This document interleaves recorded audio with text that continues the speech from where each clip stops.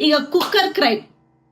అరే ఆ సిరీస్ లో కూడా ఇట్లా జరిగింది. అతను ఏదో ఇన్స్పైర్ అయి చేశాడట కదా ఈ ఉన్మాది.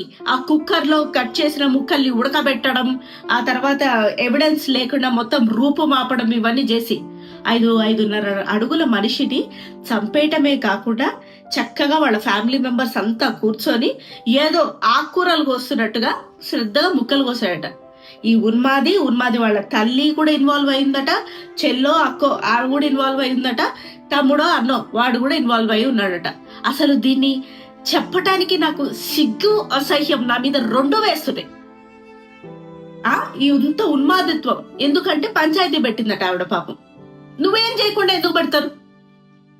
తప్పు చేస్తావు, పంచాయతీ పెడితే చంపేస్తావు, ముక్కలుగా కోస్తావు, దొరికిపోయినా కూడా నీకేమాత్రం పశ్చాత్తాపం బాధ లేదు.